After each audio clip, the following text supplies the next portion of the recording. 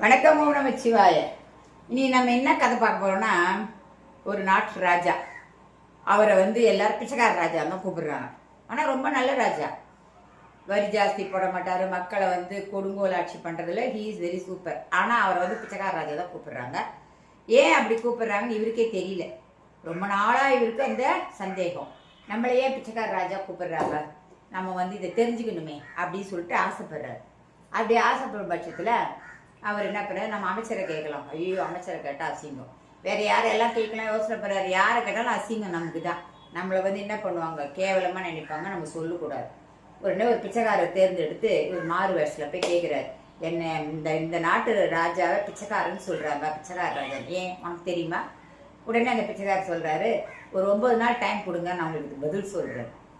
உடனே இவர் மாறு வேஷத்தை கழிச்சிட்டு, நான் தான் ராஜா, நீ என் கூட வா, எங்கள் அரண்மனையில் இரு 30 நாள், அப்புறமா நீ எனக்கு சொல்லிட்டு நீ எங்கே வேணா போ அப்படின்னு உடனே வந்துடுறார் பிச்சைக்கார்.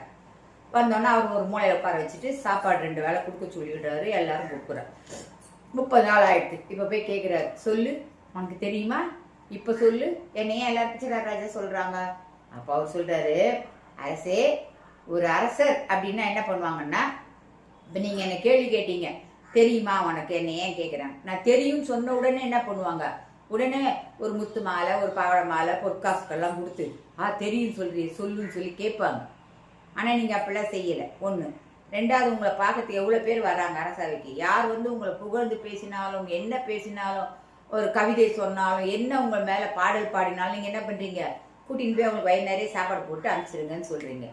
நீங்கள் யாருக்குமே பொற்காசுகளோ இல்லை உங்களுக்கு என்ன வேணும்னோ நீங்கள் கேட்டதே கிடையாது. அதனால தான் வரவங்களுக்கு எல்லாம் சோறே முக்கியம், சாப்பாடு தான் முக்கியம் நினச்சி சாப்பாடு மட்டும் தரீங்க இல்லையா. இப்போ பிச்சைக்காரங்கெல்லாம் அதுதானே, அவங்களுக்கு வேறு எதுவுமே ஆம்பிஷன் இருக்காது, சாப்பாடு கிடைச்சா போதும் நேரத்துக்கு, அதுக்காக தானே பிச்சை எடுக்கிறாங்க. ஸோ நீங்கள் அதே தாட்டில் எல்லாரையும் நடத்துறதுனால தான் உங்களை எல்லாரும் பிச்சைக்கார ராஜா சொல்கிறாங்கன்னு சொல்லிட்டார். இதுலேருந்து என்ன தெரிய வருதுன்னா, நாம் யாருக்கு என்ன செஞ்சாலும் அவங்களுக்கு என்ன தேவையோ அதுதான் செய்யணும். உனக்கு சோறு தான் முக்கியம்னு எல்லாருக்கும் சாப்பாடு மட்டும் வாங்கி கொடுத்து பிரயோஜனம் இல்லை. இது இந்த காலத்தில் யாரும் செய்ய முடியாது. அந்த காலத்தில் அரசர்கள் செஞ்சாங்க, பாவம் அந்த ராஜா அதை செஞ்சார். அதனால அவர் பிச்சைக்கார ராஜா எல்லாரும் கூப்பிட்டாங்க. இப்போ பிச்சைக்கார ராஜாவோட புத்தி மாறியது, எல்லாருக்கும் எல்லா உதவியும் செய்ய ஆரம்பித்தார். இப்போ அவங்க நாட்டில் யார் அவரை பிச்சைக்கார ராஜான்னு சொல்கிறது. இந்த கதை எப்படி இருக்கு, நல்லா இருக்கா? வணக்கம்.